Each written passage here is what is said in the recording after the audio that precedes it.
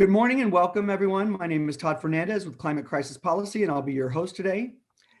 It appears that October 2020 will be the longest month in history as the fate of democracy is determined.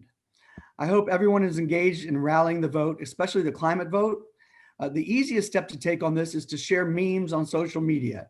And I've put a link to some in the chat, both with and without our name branding, for you to use as you'd like.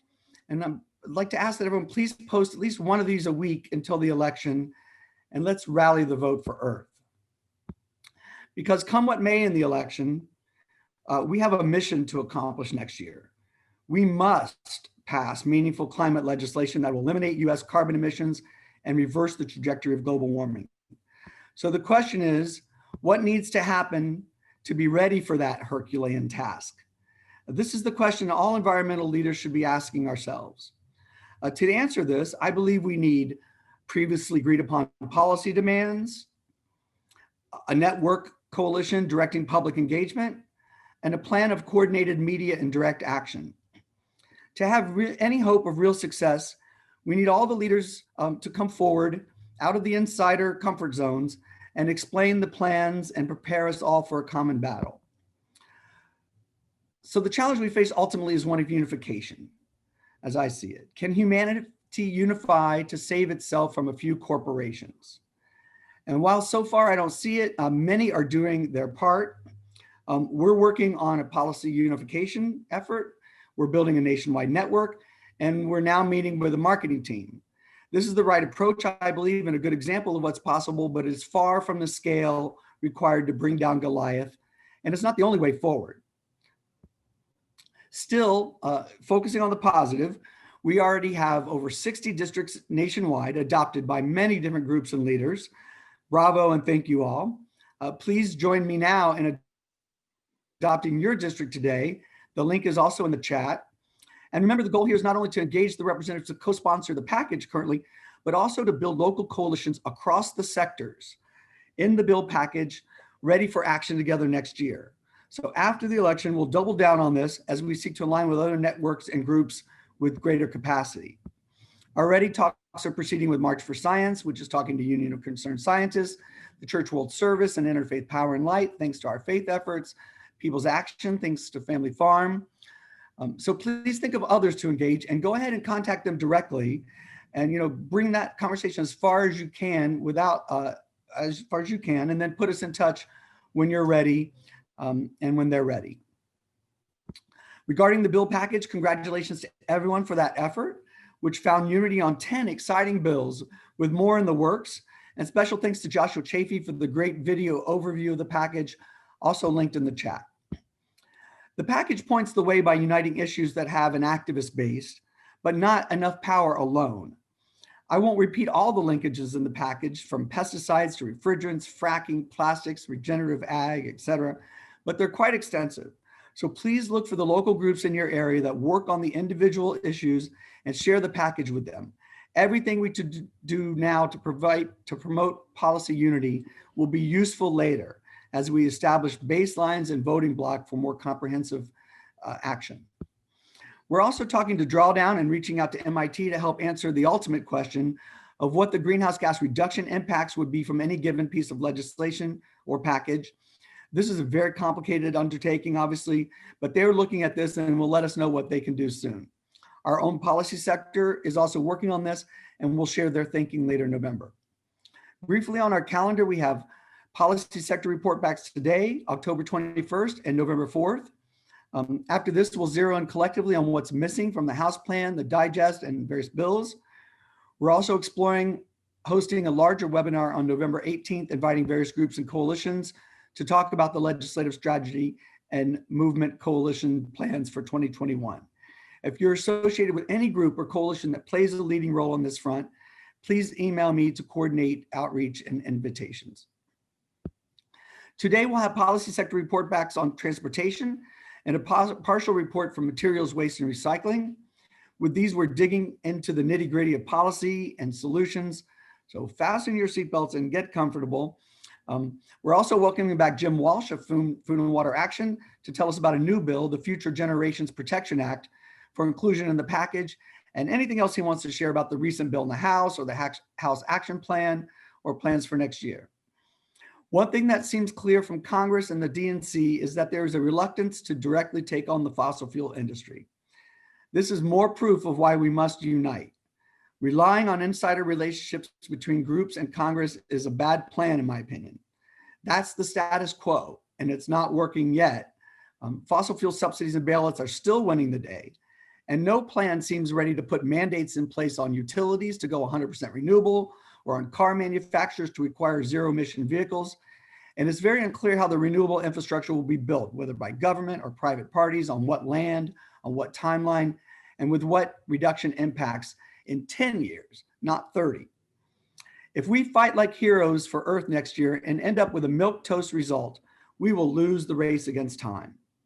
It takes a long time to build new infrastructure and renewables at scale, time we do not have. So we will need belts and suspenders, incentives and mandates. If there ever was one, now is the time for both, as Martin Luther King promoted. So I'll get off the soapbox, but I want to keep emphasizing the political reality we face. We are not in the driver's seat yet. The fossil fuel industry still holds sway. So we must face the political reality that the environmental movement is not united enough to be powerful enough to carry the day yet. But it has vast untapped potential. Thousands of groups, millions of potential agitators and lobbyists. We just need to create the formal frameworks for coordination, and we need to do that yesterday. Turning to today's presentations, I'm happy to welcome back Jim Walsh, who is tirelessly working on a number of fronts to present on a new bill, the Future Generations Protection Act, and anything else he'd like to share. Welcome, Jim, and thank you for all your efforts and your support for this initiative too. We really appreciate it, and the floor is yours. Thank you very much, Todd, and thank you all for being here today and taking this on. I have to remember that if something went wrong, Jim. Oh, can you hear me? Oh, there you go. Okay. Okay. I maybe have to hold this up. I was just saying, thank you, Todd, and thank you everyone for all of your tireless efforts and working to protect our climate and bring together voices around this discussion. I had put together a couple of quick slides on the Future Generation Protection Act, but prior to doing that and trying to break down the insider walls, share with folks here kind of what kind of happened in the recent House bills and so essentially there was a piece of legislation that was called the Clean Economy, Jobs and Innovation Act. And that legislation provided billions of dollars in subsidies to fossil fuel interests and was championed by Democratic leadership in the House.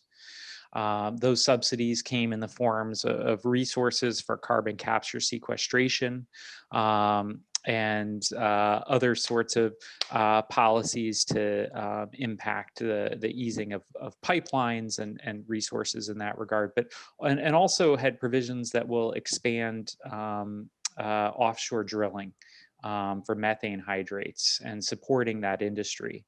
And so, when Todd says we don't have the power to stop this and the fossil fuel industry is alive and well, there's a certain part of that that's absolutely true.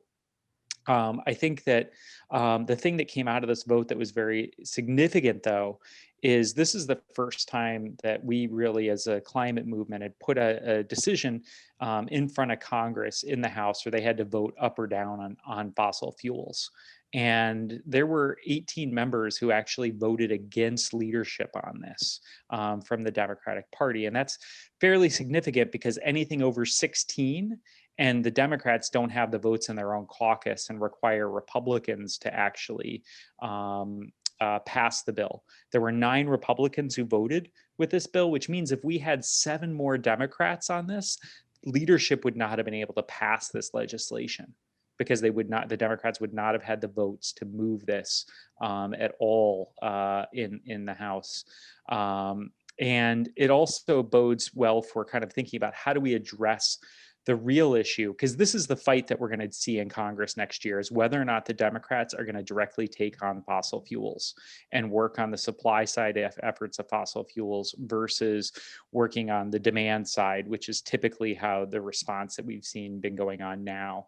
And working to make sure that the development of fossil fuels is actually phased out and ended, rather than these policies like carbon capture sequestration and expanding methane hydrate extraction will win the day.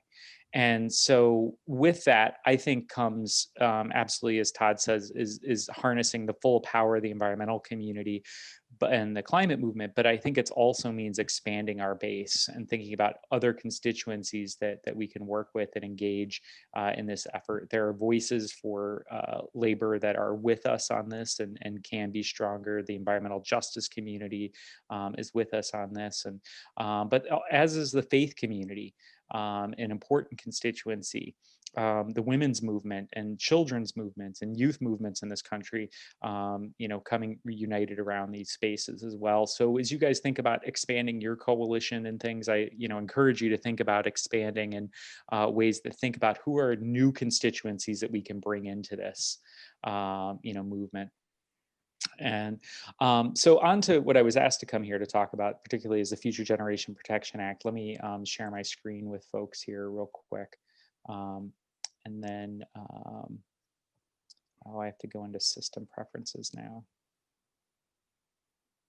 You know what, this is going to be a logistical challenge. I'm not sure why the screen share is giving me problems, but let me just, I'll run through this with you folks. So the Future Generation Protection Act is HR 8312.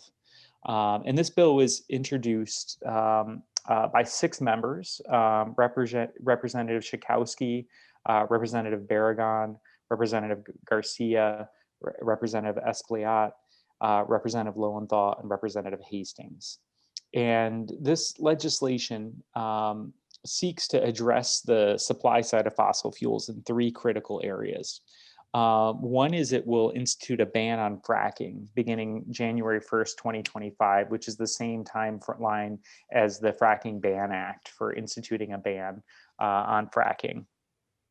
It also provides more language than the Fracking Ban Act for how logistically we would actually shut down new fossil fuel infrastructure, in particular with greenhouse gas emissions from new electric steam generating units. So essentially, it would prohibit the creation of new power plants that emit greenhouse gases. And so that's anything that would be combustion related, not just the fossil fuels, but would also extend to biomass, and the RNG greenwashing effort that's being going on at factory farms right now to encourage the development of digesters to sell more RNG into the energy system. And then it would also ban new LNG terminals from being constructed, so liquefied natural gas terminals. And then also ban the export of crude oil, natural gas, and LNG exports from being sent out of the country in future regards. So this is a more comprehensive how do we actually get this done versus where the Fracking Ban Act was very much in the vein of like a marker, like here's the things we need to do. And this is written more like something that is policy implementable. And so that when we're moving into next year, as this climate bill is moving, right? If the Democrats take control of the House, the Senate, and the White House, a bill, that fight going forward about how do we move the fossil fuel aspects of these things is really working to be in a place to amend that legislation with something like this, because we don't expect the Democratic leadership will put together a package that includes this to start, but this would be an amendment. And so part of this is building support for these supply side strategies. As I pointed out in the recent fight in the House, we were very close to actually stopping the number of required votes necessary to get this, to move this forward. I think that what we need to do is to work on building constituencies for this policy and for these things, so that the next when the Democrats are debating this legislation next year in Congress and control of these houses in the White House, that we have a block that's consistent enough, that's significant enough that they have to respond and they have to include these sorts of provisions in that final climate legislation, or they won't be able to pass the legislation they want to move forward. And so I guess that's the kind of basis of this. I don't know if there's questions, and I've probably taken more time than I should have. The only question I have is, you mentioned 3 initiatives or 3 main things that it did, and I heard ban fracking, ban exports of crude oil. What was the 3rd piece? Oh yeah, so it's banning the infrastructure of power plants and LNG terminals. Thank you. And yeah, so the power plants are done through essentially saying you can't have new steam generating units that emit greenhouse gases, which would effectively make it impossible to build new gas or coal power plants, as well as other ones that would come from biofuels and biomass and things like that. Thank you very much. Great, Jim. No, that's great. You had more time than you have plenty of time today, so there's no Okay. constraint there. Do you know if the bill's up on the .gov site yet? It is, but it doesn't have the, I don't think it has the nice layout of everything in it yet. I think they're still waiting for the language to be put up. But I can check real quick. That's all right. We'll look for it afterwards. I just want to Okay. make sure, because that's sort of a threshold question for the package. So, all right, it sounds like it makes sense to include this and the fracking ban. And how will we explain the difference if we get asked that? Sure. So, they both, would effectively accomplish very similar things, right? I think that when you look at the Fracking Ban Act, I think that there are some provisions in there that are less prescriptive on, it just says we will not build new crackers, right, facilities. And so where this actually gets into utilizing the Clean Air Act to actually limit the development of these new power plants and things along those lines. So this gets, I think, more into some of the implementation and how this would actually be carried out through policy, rather than just saying this is going to happen.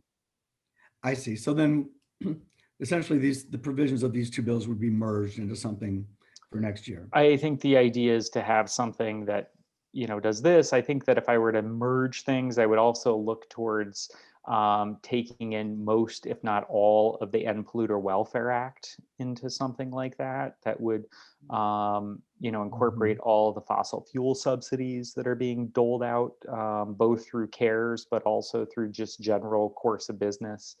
As well as the provisions within these policies.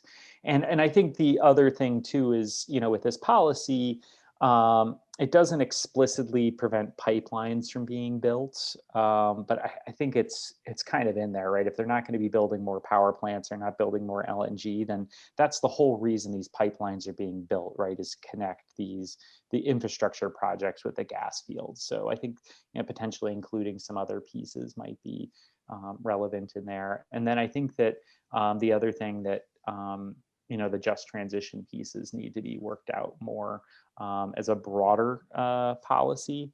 But to be clear, these bills both are not created to pass by themselves, right?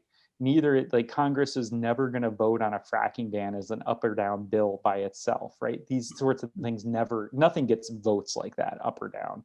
But this is something that would be included in a larger package that includes some of those provisions around just transition and potentially pipelines and the broader clean energy development, right? That is going to be necessary to come along with this. What this does is focuses on this major piece of policy that the Democrats right now seem to be fine not including, and worse, are actually perpetuating more taxpayer dollars towards these policies and programs that fund fossil fuels, and working to create a block that will push back against those sorts of things. And Jim, just on that point, can you help us understand a little bit better mean, I was talking to Cory Booker's staff, and I heard hesitancy about the fracking bill ban in the package. And so could you just explain to us maybe what you think their thinking is? Are they concerned about supply, or is this just a political calculation to avoid agitating the fossil fuel industry? Is there any kind of substantive rationale for their resistance? You know, I haven't spoken directly to Senator Booker's office on this, but more broadly, I think that, you know, the fossil fuel industry has a tremendous amount of power, right? You look at what just happened at the DNC, right? There was a whole discussion about whether or not there would be subsidies included as part of the Democratic Party platform. And that was pulled out at the last minute to prevent subsidies from moving forward, right? So, you know, there's tremendous amount of influence that the oil and gas interests have over our political system, right? And so I think that that's why we're in the situation we're in right now. Yeah. And so, you know, I don't know what Senator Booker's, you know, specific concerns are related to this, but that we're certainly up against a huge political juggernaut when we look at the fossil fuel industry. It's and political, Jim. You our don't think political there's any system. substantive. You don't think there's any substantive rationale. You think this is just political. Not just for Biden, you know, the DNC's reluctance, the bill you just talked about, you know, it seems to be the whole establishment. You know, one of the things, Todd, that I've like generally learned in my time being on the inside of things is that I generally feel very little decisions are made in state houses and Washington, D.C. that come down to moral conviction and or right or wrong. But I just was wondering if there was and I think it's power, right? That's what this all comes down to at the end of the day. And all right, well, that's helpful to know, because at least there's not a substantive rationale that we're up against. It's well, people will always provide a substantive rationale with it, and I haven't heard what Booker's office has said to be able to say, well, this is how we would address that. But generally speaking, like, no, there's no reason that we should continue developing more fossil fuel infrastructure that I can see. It's just to try to rationalize that in light of the western part of the country being on fire, hurricanes continuing to barrel into the Gulf Coast, massive flooding and droughts, you know, that exist, the loss of life from air pollution, particularly in environmental justice communities. There's no reason to continue developing more fossil fuel infrastructure that I can see whatsoever. Right. So it's just a pure political fight, and we see where the political power resides from these fights as they're unfolding. That could change after the election a little bit, depending on what the outcome is. And there's just also a general reluctance in an election year to, you know, provoke enemies, as it were, at least on the Democratic side. The Republicans don't mind that at all. So maybe some of that's factoring in. All right. So, well, we have a big lift ahead of us, but at least we have some tools to work with in organizing. We have your list of 10 districts that we're focusing on. We're also focusing on everyone who endorsed the Green New Deal resolution, who co-sponsored it. And then we're going to add the Climate Crisis Select Committee groups to that target. And that list, by the way, everybody, is of ones that we don't have adopted, is in the chat. So if you're in any of those states that need districts adopted, and you're willing to help us look for groups in those districts or within your state for those districts, that would be wonderful too. So you don't really have to adopt a district to help us find people to adopt a district. I'm speaking to the audience now, not just to you, Jim. And to the extent, Jim, that you guys have staff or operations in any of these districts that we could coordinate with, that would be great. I feel like anyone who signed the Green New Deal resolution should support fracking ban, right? Well, you would think, although the Green New Deal specifically doesn't include any language around fossil fuels, right? I know, and that was a very deliberate choice, right? There were significant interests pushing against that, and that's one of the reasons we didn't support the Green New Deal, because we saw that glaring omission in that policy. And so I wouldn't assume that people who are supporting the Green New Deal are automatically going to be on board with our larger agenda. I think that's the core of the fight right now that exists, is what, you know, passing comprehensive climate legislation will require that the Congress to actually stand up to these fossil fuel interests. And, and I think the fact that we have these, first level of 18 Dems who voted against this policy is, a significant backstop. And if we had 25, they wouldn't have been able to move it without cutting some more deals somewhere to bring more of this in. And if we had, another 15 or 20, that's a block that's significant enough to actually push this. So I think that the way you guys are thinking about this in terms of like who are the people that should be championing this are absolutely the right way to approach this, right? Who is this block of legislators who are on this? And so I'd look at, yeah, exactly, like that list of people who are on the select committee on the climate crisis. Who are the people that are co-sponsoring the Fracking Ban Act and the End Polluter Welfare Act? Who are the ones who've already kind of stepped up and said, I have some concerns about this over here? Can you I don't know if you have it handy, but if you have the 18 that voted against the way you wanted, if you could put that in the chat, I think people are interested to hear who those people are. Oh yeah, and I can real quick just kind of.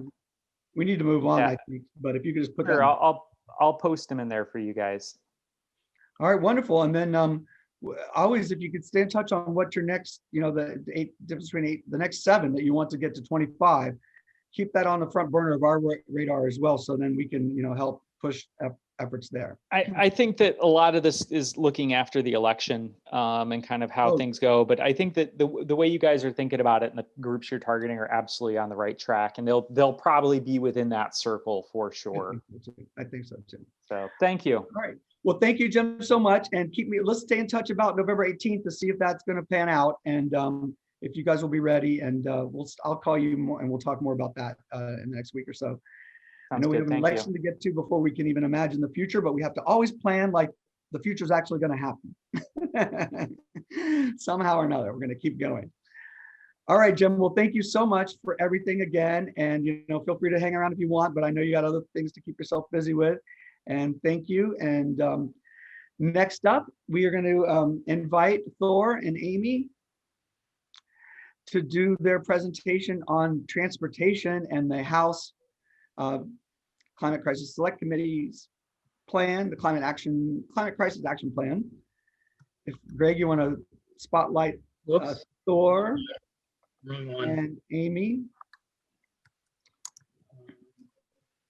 Let me get in my one. There's Thor's presentation already up.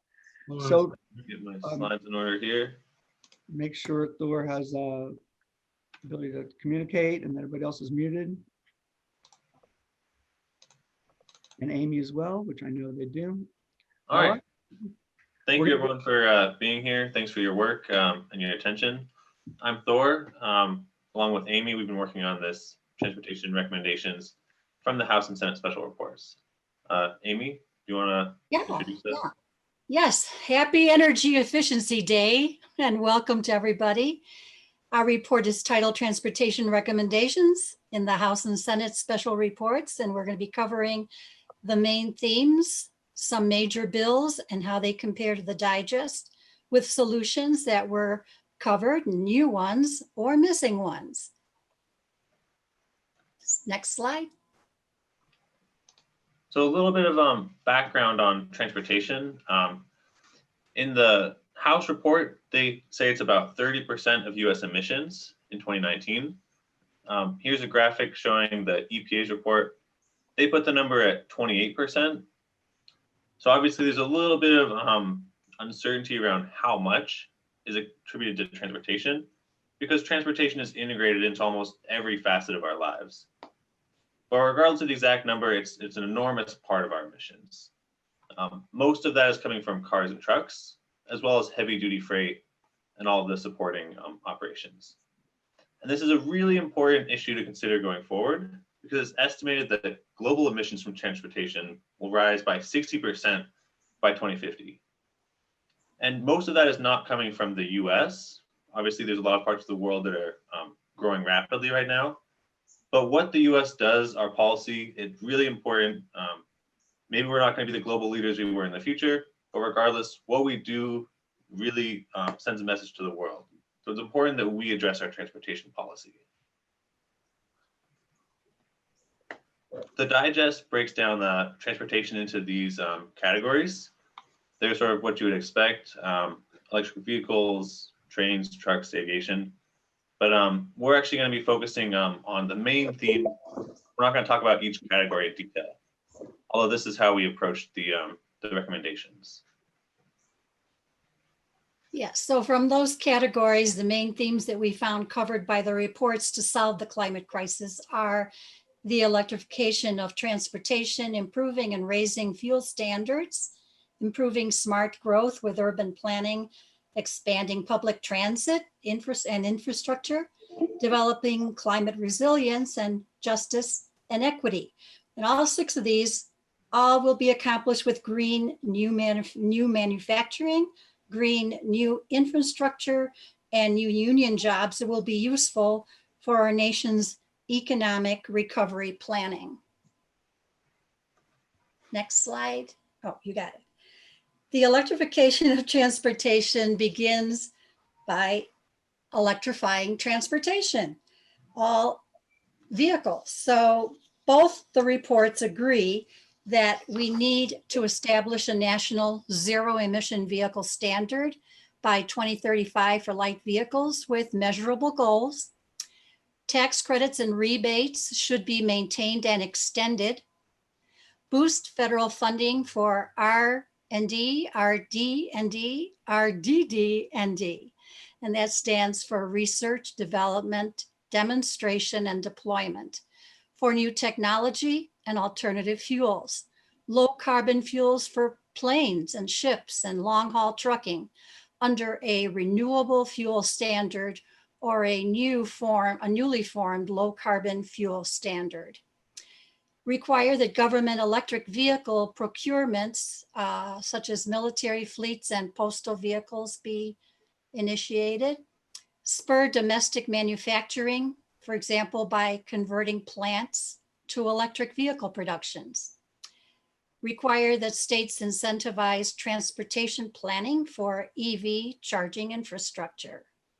And establish used cars, trade-in and used EV programs. That's it. Oh, I'm sorry, fund fuel efficiency development by the department. Oh, sorry. Did you change the screen? Yeah. Did you have another point about the electrifying vehicles? No. So the House and Senate reported that an electrification transition needs improving fuel standards by using the existing authority of the EPA under the Clean Air Act to set greenhouse gas standards, 6% year-over-year pollution reduction that begins 2026 for cars, light trucks, 4% year-over-year for medium and heavy-duty vehicles by 2040. Allowing all states to enforce the California standards and raise existing standards or create new ones where needed. Requiring new medium to heavy duty vehicles sold be electric by 2040. And as said before, light duty vehicles by 2035. Increase funding the EPA Clean Diesel Grant and zero emission technologies. Transition to low carbon fuel standard from the current standard that expires in 2022 and use biofuels and any non-petrol gases. And if you're interested, that's on page 101 of the report. Funding fuel efficiency development by the Department of Energy. That's it. So another key category in transportation, as recognized by the Digest, as recognized by activists, I think, across many organizations, is the need for walkable cities. Transitioning the structure of our lives so that we're not so dependent on the cars and not building everything to cater to cars. And this seems to be still pretty new in the political sphere, and they're approaching it more from this lens of smart growth. And they do acknowledge the urban planning. So This seems to be fairly early in their radar, although we know this has been an issue since, I don't know, the 1910s, I suppose. But one of the main things they recommend is data gathering and access for local planners. That is, they don't have a lot of clear recommendations for how to do this smart growth, but they know that we at least need to get data in order to support that. And they acknowledge the need to make it locally oriented, give local organizations, cities, and rural areas to the power to address their own problems. They also suggest providing funding and financing to promote smart growth. And this, I think, is a major theme, not just for the House and Senate reports, but for governments across the country. This idea of smart growth, which can be a little bit vague, but most commonly it's defined as planned economic and community development that attempts to curb urban sprawl and worsening environmental conditions. So it's a powerful idea, but the details around how to do that are still a little murky, I would say. But of course, along with that goal, they have a strong focus on transportation inequality and in engaging the affected communities in planning. Transportation is often an intersectional issue where we have environment as well as structural inequality and even racism. So part of the ongoing efforts is to really engage the affected communities in planning and not impose these one-size-fits-all solutions on the communities when it may not be the best thing for them. Another component of this smart growth is more flexible zoning requirements to support density and access. Access is a really key term, and that includes access to food, health, jobs, schools, green spaces, essential services, affordable housing, public transit, and in general, just quality of life. That also entails lowering the miles traveled, which reduces emissions. So part of their recommendations is to support Department of Transportation and other organizations in developing standards and criteria for how to measure these concepts. So this is still an ongoing conversation of what exactly do these things look like, but it's really nice that the conversation is happening, that we need these types of changes. Another theme within this is transportation demand management. This is using incentives and travel pricing, such as tolls, to reduce congestion, and that reduces emissions as well. A major design principle in this approach to urban planning is their concept of complete street. Complete street is the idea that streets should be designed with multimodal transportation in mind. They should provide equally safe and accessible options for pedestrians, bicycles, personal vehicles, as well as transit. And this is a really strong center point for both the House and Senate report. When they talk about smart growth and urban planning, you're going to hear the terms complete street. So our next subtopic is expanding public transit and infrastructure. So this is connected to the smart growth and improved access to public transit, but noticeably they included language doubling the federal funding for public transit, which is a big step forward. They have plans for funding higher speed passenger rail corridors, and this includes intercity connections, commuter rails, and short line rails for freight. And all of these are very important. Intercity rail is crucial not just for reducing emissions from people traveling in cars, but it's also an economic equality consideration. Allowing people the freedom to move between areas opens up their access to jobs and ways of life. So this is a really important topic. Similar for commuter rails. It reduces congestion as well as the emissions and allows people more access to the potentially higher paying jobs of the city. Short line rail is really important, especially for agricultural regions. Rail is known to have lower emissions than trucks, so it's a more efficient way to ship goods. So And a lot of this is mentioned in the Moving Forward Act. And something that's included in that, as well as more broadly, is a shift in the policy language to prioritize maintenance. Prioritizing maintenance, improvements, and regional planning. And this can be a big problem because often what gets more political traction are the exciting new construction projects. They generate more tax revenue.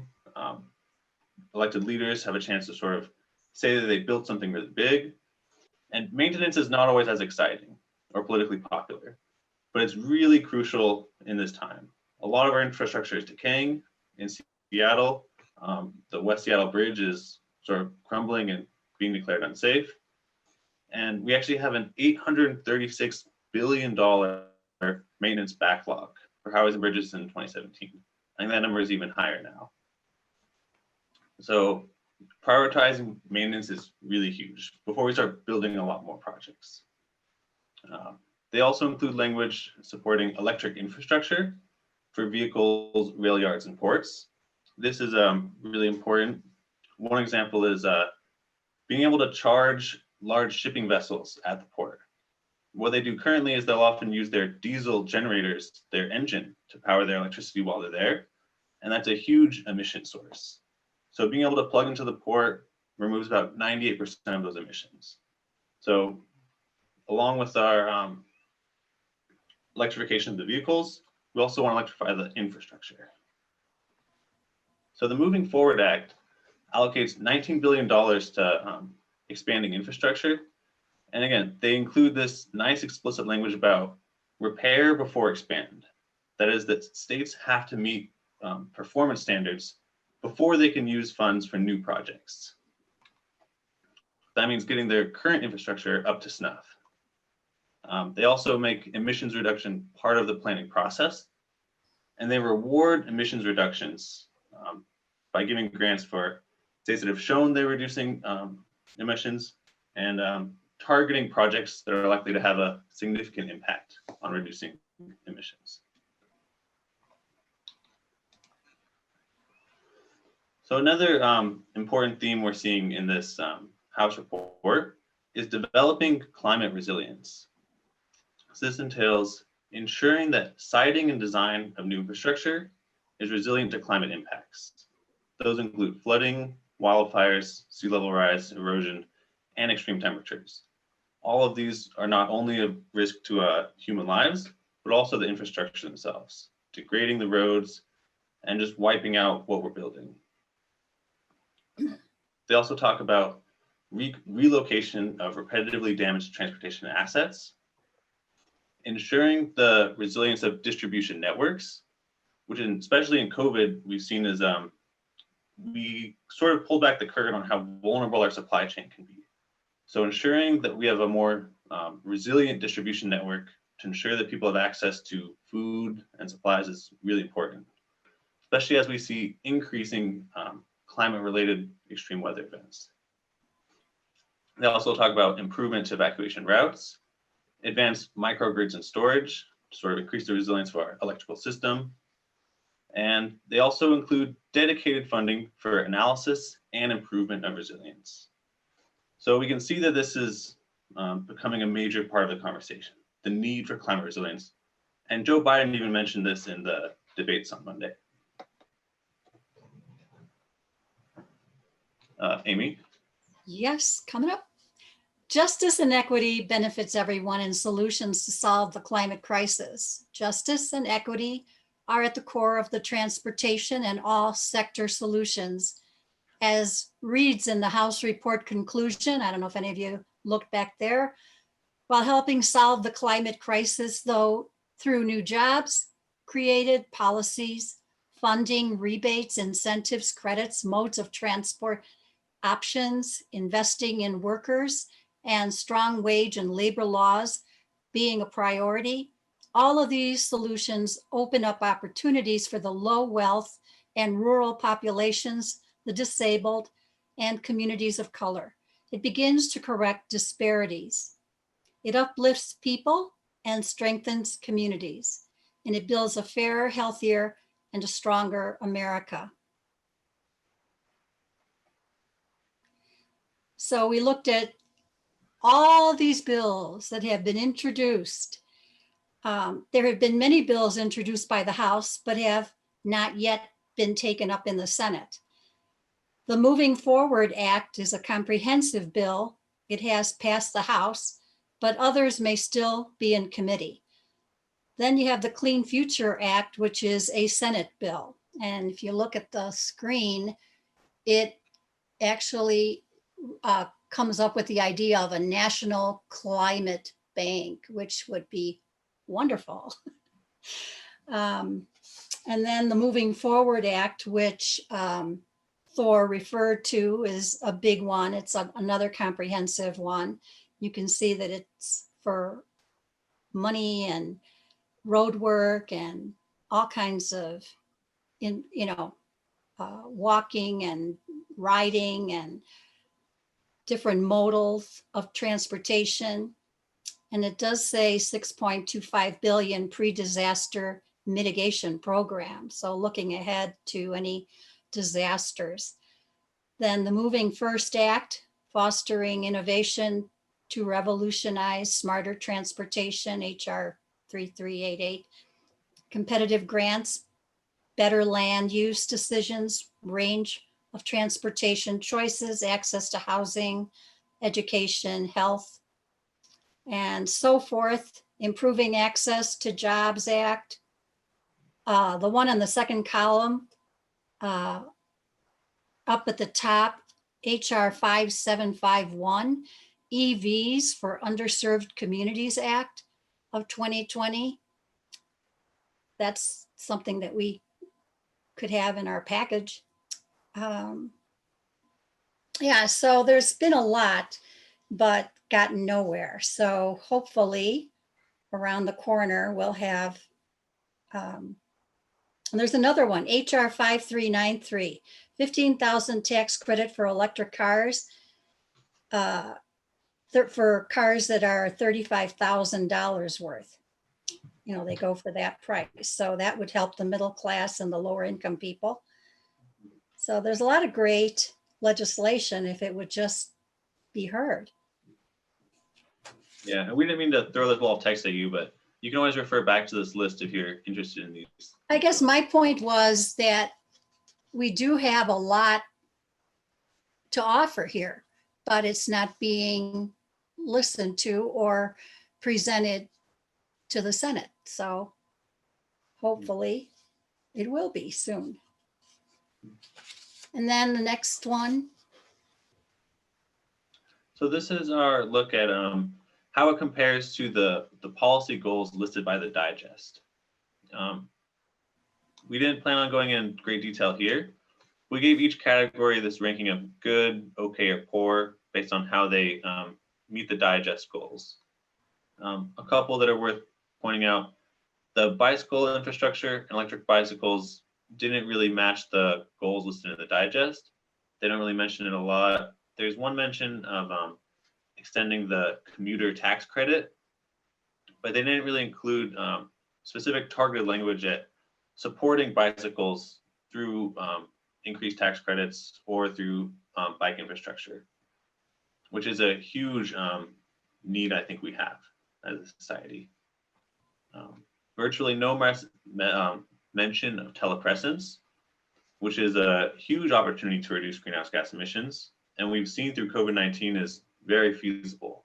A lot of businesses can still operate through that kind of technology.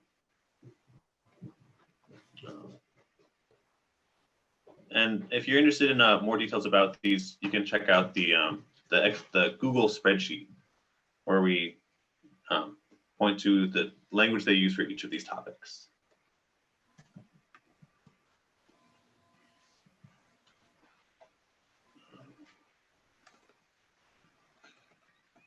So how does it compare to the digest? Well, there's a lot of new policies that are not in the digest. They're definitely worth mentioning. They lean a lot into this Clean Future Act that is establishing a national clean energy standard and the Climate Bank. Climate Bank has a lot of potential because funding and financing for new projects is a really powerful way to get them through. So having a dedicated bank for that could be really important. They also discuss forming a public-private collaboration to ensure the resilience of distribution networks. This is incredibly important as we go forward with potentially more extreme weather disaster events. And like we've seen our vulnerability from COVID, we want to have the ability to sort of contract our economy without having areas completely lose access to food and other supplies. They discuss extending the bicycle commuter tax credit, the ship and shoreside electrified ports. And again, on that theme of resilience, they direct the US Postal Service to evaluate its operational resilience. They mention ensuring that autonomous vehicles reduce greenhouse gases, and that's a potentially large market that will open up in the future. And they increase funding for the EPA Clean Diesel Grants Program, as well as including a portion for zero emission technologies. And I know this can be sort of like a greenwashing attempt to say we need a transition fuel, but to their credit, using diesel for ships does reduce emissions by about 20%. And how to power a large ship without some sort of fuel is a question we haven't quite answered yet, I think. Well, they're also trying to get away from school buses. The EPA just put out a thingy there today that their rebates totaling 10 million now available to fund school buses that reduce diesel emissions to protect children's health. So obviously diesel right now is not very clean and our kids are breathing it in. So you can find that on the EPA website, and that's today, October 7th, just came through. All right, so how it compares, overall analysis.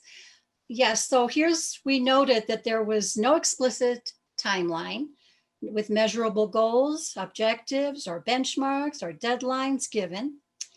There was no explicit funding plan. The House report, quote, states one area that the majority staff for the select committee did not tackle, but remains important for Congress to discuss is the issue of viability and equity of current revenue streams for highway and transit, including a gas tax, and that's on page 86. Lacking in education and outreach generally is missing. Multilingually, because this is an avenue to explain the health and safety and economic benefits of electric vehicles, and that's a missed opportunity. Incentivize ride-sharing programs. Carpooling needs to be addressed more with the use of apps and services for people to look up what's the best way to go today.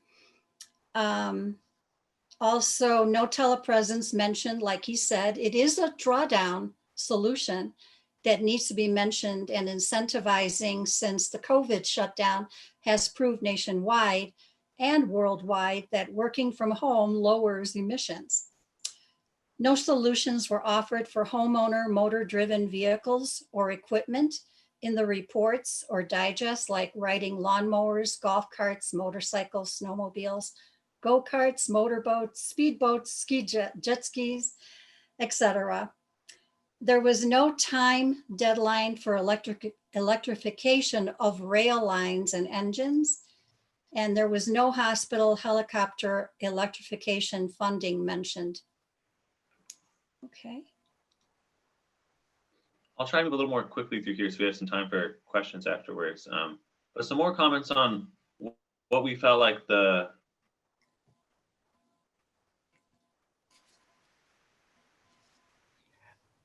Thor, if I could just interrupt for 1 second. report was really missing is We're that about they at- focus heavily on this complete streets concept. This is Oh, sorry to interrupt a little bit, Thor, but we're at 30 minutes on this. So if you could forge ahead as quickly as possible to wrap it up in the next 5 minutes, that would be great. right. So the complete streets seems to be their focus for how to address our urban issues, but it really fails to address the core of urban transportation issues. For one thing, it can lead to expensive, underutilized pedestrian infrastructure, such as multi-million-dollar pedestrian overpasses that end up not being used. And I linked an article, you can read about that. the concept is still catering to cars, thinking that we need to have streets that cater to all these different avenues, instead of just saying, what if we have some infrastructure that's not catering to cars? It's devoted to pedestrians and bicycles. I think that would improve the walkability a lot, instead of ensuring that cars still have access. Really, 15-minute community should be the design principle. I provided a link explaining that a little bit. The idea is that you have sort of cells or pods within the city where you have access to one of every type of thing you might need, whether it's schools, or food, bakery, bookstore, all these types of things. This makes a walkable place, and it's just nicer to live in. I mentioned a little bit, there's a few details of what smart growth actually is, but to their credit, it's often a contextual issue, and it depends on the region. So I think they do mention empowering local planners as a good goal there. It doesn't address free parking. I know a lot of people have read Donald Shoups' High Cost of Free Parking, and this is a big issue. It's effectively an incentive for cars, and this is something we should address as a society. They're missing the need for free public transit or reduced fare. They're missing a lot of plans for connecting modes of transit. Just as equally important as boosting the buses is connecting it to people's ability to bike or walk. It doesn't address the risks of just-in-time dependence. That is, a lot of our economy is based on this philosophy of just-in-time, which lowers inventory costs, but it's really dependent on having that supply chain active. We've seen with COVID, that's actually a pretty vulnerable philosophy. And it shows that they don't always have a strong structural understanding of how the infrastructure influences the economy and how transportation is embedded in everything going on. They don't really address the infrastructure financing, which often has problems down the road. I put a link here to Strong Towns. They talk about the issue in local governments funded infrastructure projects.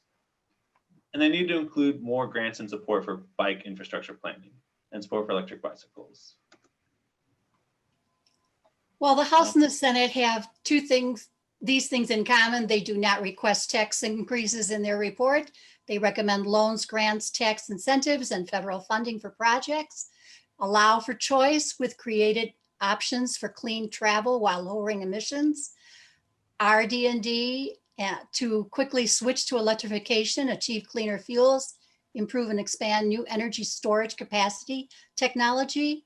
They both agree on policies to address and mention inequities in their solutions. They both want to reach a net zero economy by 2050. Both of them want allow workers to have fair pay and the opportunity to unionize labor, and both want to utilize the term smart growth and complete streets as design principles. So thank you for your attention. Yeah, thank you, everybody. Oh, wow. Bravo, everybody. Bravo. Do we have a minute to look at some of these questions, Todd? No, we don't, because we have to move to another panel, but that's okay, because this is an ongoing process and we'll collect questions. So copy those questions if you would, Thor, and put them somewhere. And we'll, we're going to have, after everyone goes once, we'll have another opportunity where we go back to each sector and we do 5 or 10 minutes on core problems, core issues, whatever we feel like we need to cover. So this is just the beginning, opening salvo, and it could not have been a better model of how to do this. And just huge applause and thank you so much, both of you, for such an incredible effort and a great report. I couldn't be more excited about this. Wow. So to be continued. And now we have Monica up, who's going to talk to us. She's going to do a partial report on a big segment, materials, waste, and recycling. It's 102. In the meantime, I'm just going to ask everybody again to please consider adopting your district or volunteering to help us find people in those states. We want to build this, and don't worry, you don't have to do a lot this in the next few weeks, obviously. We're just getting things in gear as we gear up for the next few months and then into next year. So please, if you have not yet adopted a district, please do. And you can always use the adopted district form to just say you want to adopt something, and we'll figure out the details later. Maybe you want to help find people in your state. That's fine. Just fill out that form, and please look at that list again at the top of the chat. All right, do we have Monica on standby? Yes, I'm here. Wonderful. Welcome, Monica. Hi. I don't know. Hi. I don't know how much time you were planning for this particular segment because I know it's a partial report, but it's 1:03. We have till 1:30. Yes, I'm short. I am short and sweet, and Oh, all right. I don't have any PowerPoints. So Oh, no worries. Okay, wonderful. Well, thank you. So let me introduce myself. My name is Monica Barrick, and I live in Manhattan. And before this, I lived in Westchester County in Mamaroneck, and I was the chair of the Environmental Committee. I was very successful passing bans. The first ban was a plastic bag ban, one of the first in Westchester, or the second actually in Westchester. And after that, other bans followed. And I was also successful passing a car and school bus idling ban and a leaf blowing ban. So those are some of the things that I've worked on. I'm very passionate about getting good legislation passed, and I'm happy to be working on a federal level and also in a local level. So my sector is the materials, waste, and recycling. And the significance of the sector in greenhouse gas impacts is that the industrial sector accounts for 29% of US greenhouse emissions. And chemicals and plastics account for 20% of the total industrial emissions. My presentation focuses on the process of waste reduction and recycling as it pertains to plastics at the producer and consumer level as opposed to the manufacturing process. The premise is that the current system in place for waste reduction and recycling does not work, and it contributes to greenhouse gas emissions. Emissions can be decreased by moving the American economy toward a circular closed loop system, which encourages the reuse of most recycled plastic. The public has been sold a bill of goods by the Chemical Council, the plastics and oil industries who lobby for recycling. As a result, municipalities / taxpayers are paying exorbitant costs for recycling of plastics, with the reality that less than 8% of plastic is actually recycled.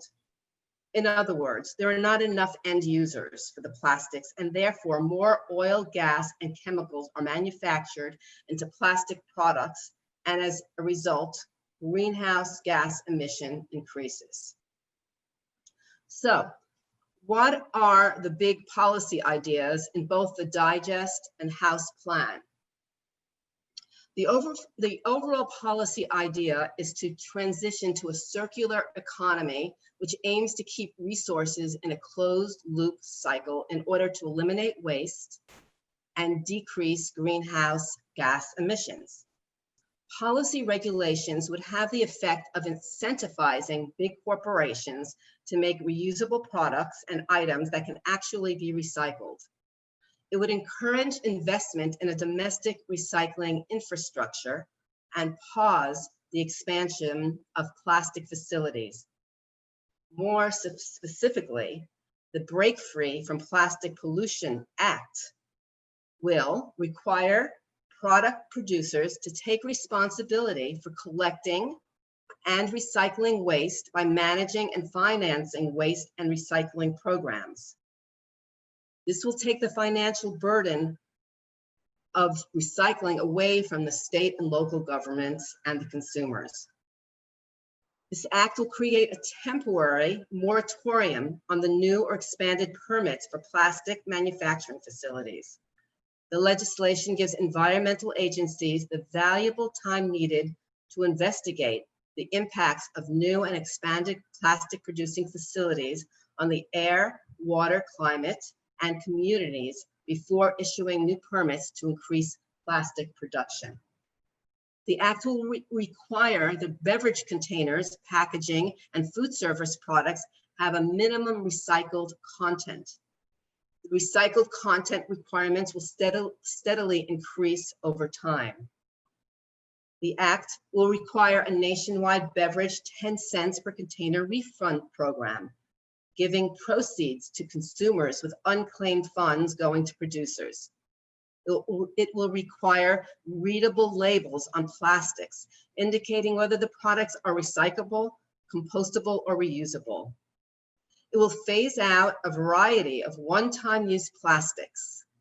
It will prevent waste from being shipped to developing countries that cannot manage it. So what does the Senate plan offer in addition or contrast? So the Senate plan gives a comprehensive report of all the sector's impacts on greenhouse emissions and broad solutions on how to decarbonize. Plastics in particular are not discussed. None of the details are discussed. None of the details of the bills are discussed. Only in the context that chemicals and plastic pollution represent 20% of industrial emissions. So, are there any other ideas for the sector not in the digest or House plan? So I can say that the House plan is missing many of the details that the digest and the actual bills have. It's just very overall. There's really not very much information in it. And if you take a look at the Excel spreadsheet, you'll see much is missing. Much of the details are missing. So finally, I'll end. I'm going to take the I'm going to present some of my ideas and what I think is missing from the bills and from the plan. So I strongly believe that the conversation should be changed from recycling to reusables. In other words, all plastic bottles and containers should be reusable, and there should be one clear symbol on the bottom of the bottle or container. Let's redefine recyclable. Recyclable should be defined as plastic, which is 100% recyclable. And there must, let me stress this, there must be an end user. Any plastic which does not have an end user should not be classified as recyclable. And therefore, a recyclable is always a reusable.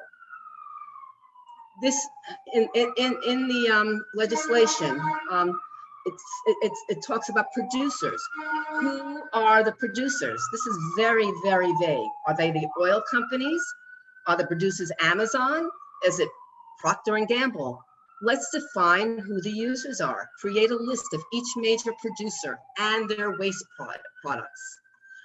The bill should standardize the size of containers and bottles in order to make it easier to reuse.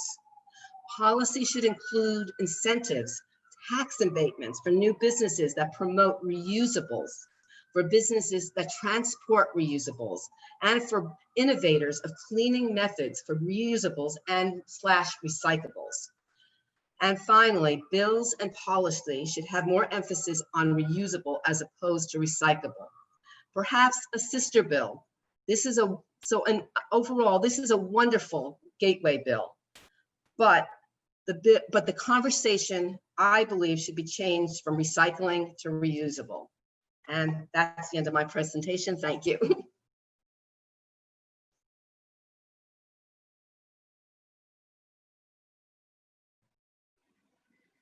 Todd, you're muted. Yeah. Thank you so much, Monica. That was great. And I know it's just an initial dive into the section, which has many other components to it.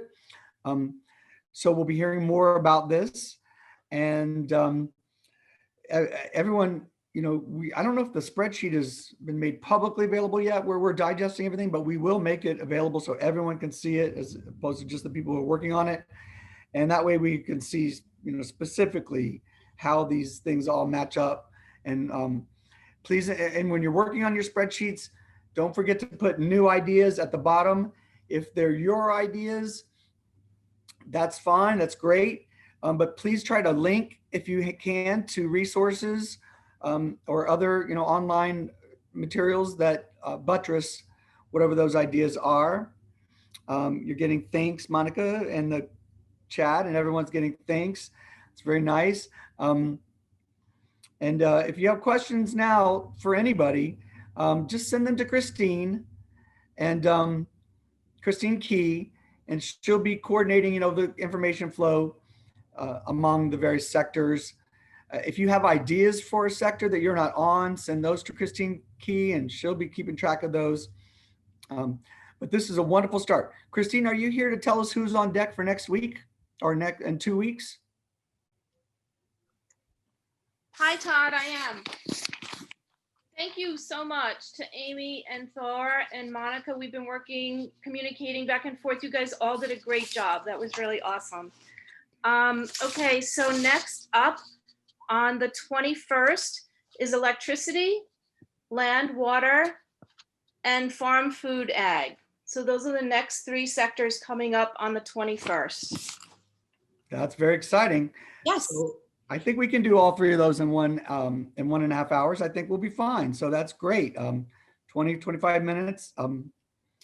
And then the November 4th, we have a few more lined up, but that's okay. We can get to those later unless you know them.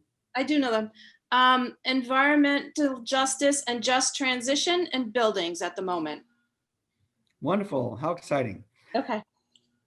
Thank you, Christine. That's Christine, everybody, who's, you're emailing with all the time, is doing a remarkable job keeping all of these sectors aligned and working together.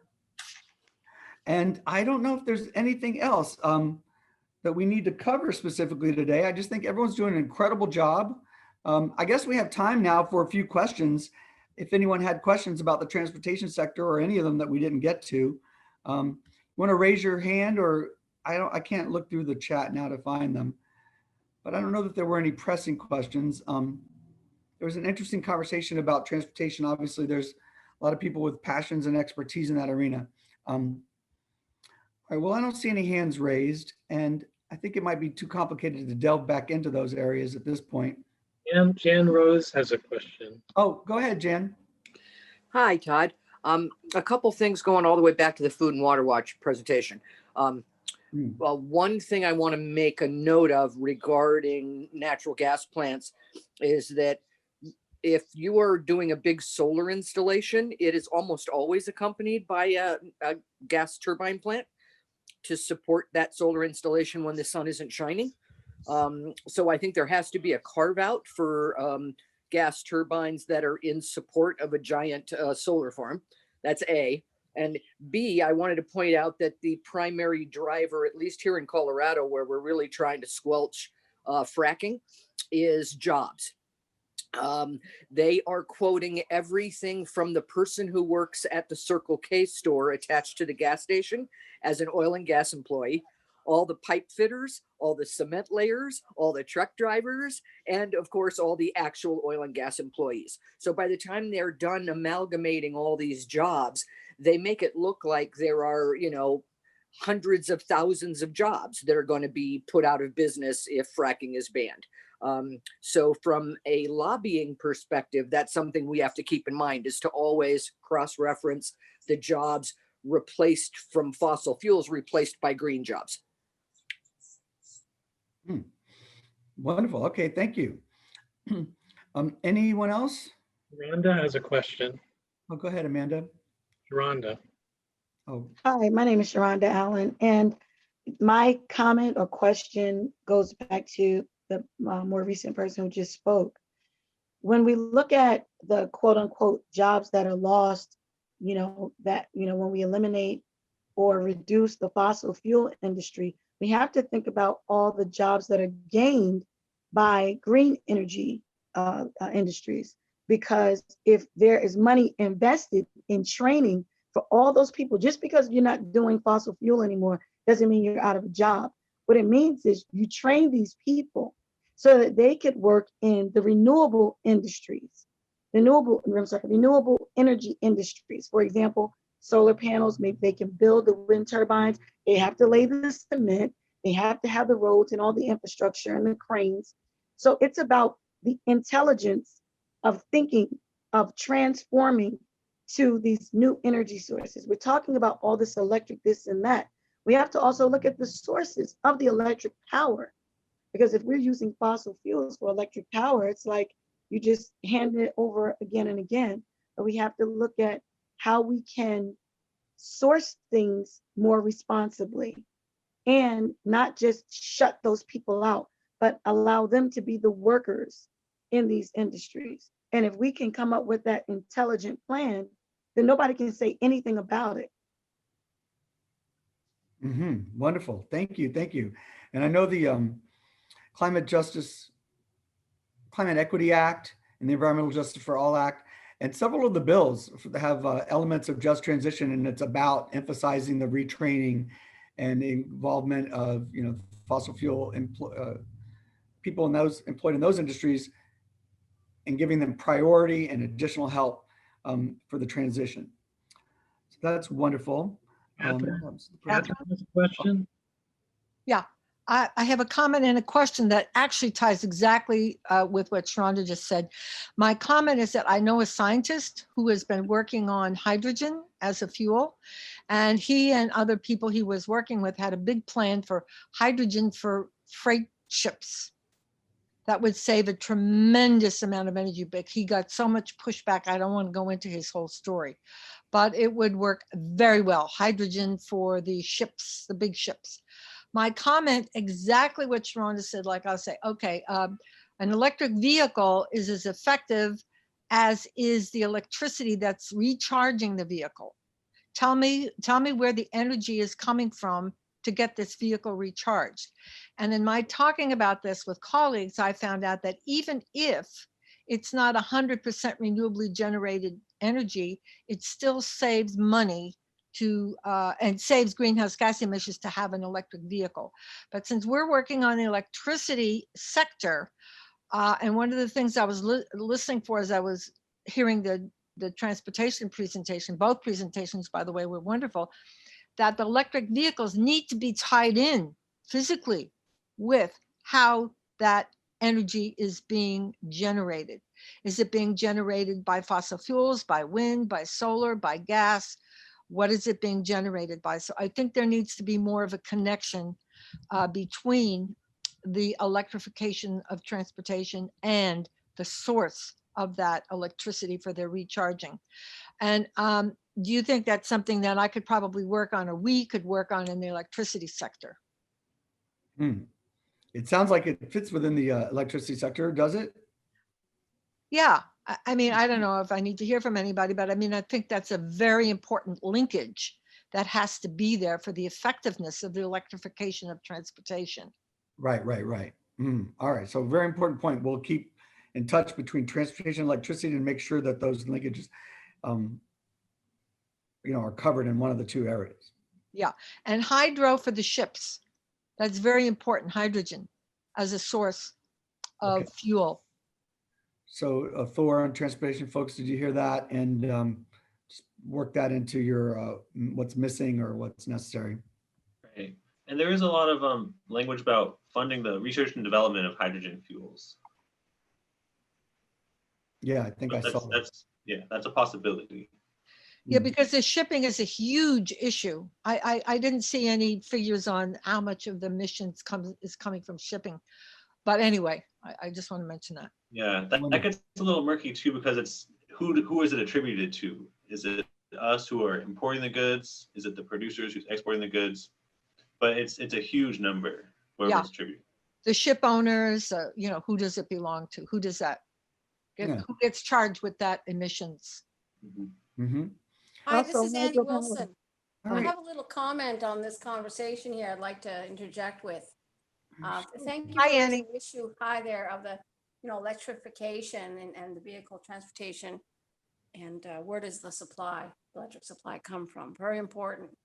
So in New York, they announced, I don't know, 6 months ago, within the past year, an expansion of their electric vehicle charging station program, and So I was wondering, what amount of electricity are we looking at here with the shifting from fossil fuels to electric battery recharging systems for the vehicles? So I called up the program oversee, which is the NYSERDA, New York State Energy Research Development Authority. Hi guys, do you have any numbers? I mean, is a range? Is it 5 megawatts? Is it 50,000 megawatts? What's your range of what you foresee regarding this transportation initiative and this recharging station transportation car thing, doing electrification? And they told me, well, you know, we don't know. We subcontracted it to this organization in California. I said, okay, well, let me contact them. So I called up the organization in California. I don't have my notes right. I'm like, do you know what the amount of displacement and the megawatts of the grid, the electrification of vehicles that you're managing the program for New York State might be? Well, we don't have the numbers for that. Well, I didn't pursue it. And I called, nobody knows the numbers. So I don't know if anyone else has had the same experience. I mean, I've heard that if we electrify everything, hypothetically, it would be time and a half of what we're using. So if we don't have any efficiency measures. And then I've heard efficiency people say, well, if we reduce our demand 40%, 50%, which we can do, then it'll kind of balance out. So I'm just bringing this issue up. Does anybody have any information on where to get that type of information? Thank you for that input. And so this will be on our minds very clearly as we go over the next few months. We want to know what the greenhouse gas reduction impacts are, what the increase in electrification requirements are going to be for if everything becomes electric. And then, so these are all part and parcels of the same conversation. Yes. We're gonna drill down into this, so to speak, over the next few months. So you're not alone in wondering these things. And I see some links in the chat for you. Maybe those are for you. But anyway, it's a good point, and we'll definitely be on top of that collectively. So thank you for raising that. Well, and it's 1:25. So we're going to start to wrap up. I just want to say quickly about the adopted district. We all know we're in an election month. And so don't worry if you can't get hold of people, if you can't get other groups and activists' attention, don't stress too much about that. This is going to be a slow burn, so to speak, over time. And we're just, launched it now, and we know we're in the throes of an election. And so we're going to have more of people's attention after the election. So don't feel any stress there, but go ahead and initiate your outreach. It doesn't hurt to get things moving, and we'll just keep plowing away. Please do adopt a district. I know I don't try not to do peer pressure very often, but if you could please pick one district to adopt. I'm doing mine, Espaillat in New York, but I think I'm also going to adopt Kathy Castor, who I had adopted in 2018, who's now the chair of the House Committee. And because I had a long relationship with her, but if anyone else is in Tampa, Florida, that would be great. So you saw the states. We really are looking to, start building this network so that we have power next year. And we're pointing the way, even though we're not going to have all the capacity ourselves, but our success will breed inspiration and willingness for bigger entities to join in after the elections. So everything we do is really pointing the way and leading by example. And your support for your district would be really helpful on that front. And I think that's it. The faith team's still talking and conversations are there.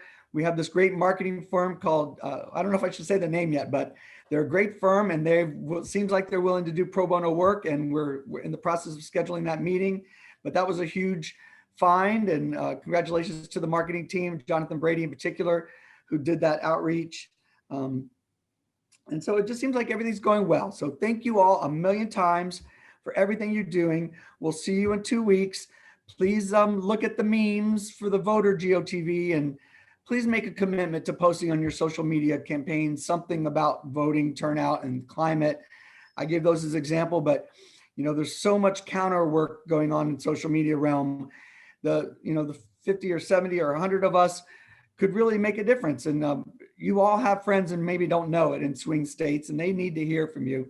So please don't be shy about using your social media feeds with those memes or any other that you come across. It really, rallying the vote is the most important thing we can all do right now for the next few weeks. And every way you want to do it, I posted a meme of some guy stripping naked. He was going to vote naked. And the idea was that he could vote on his computer, on his laptop. And so, I have to reach my crazy friends the best way I can. Some of it's with scare tactics, and other times it's naked people. So whatever works for you, please do it. More the better. And thank you all so much for everything. You're a part of an incredible team. keep me inspired and going. And I hope we're all doing that for each other. And we'll see you on the 21st at noon. Thank you all again. And thank you, Todd. Thank you. Thank you all. Thank you. This was terrific. It always is. You guys are amazing. I'm so excited. All right. Thank you. Bye-bye. Write me with any questions.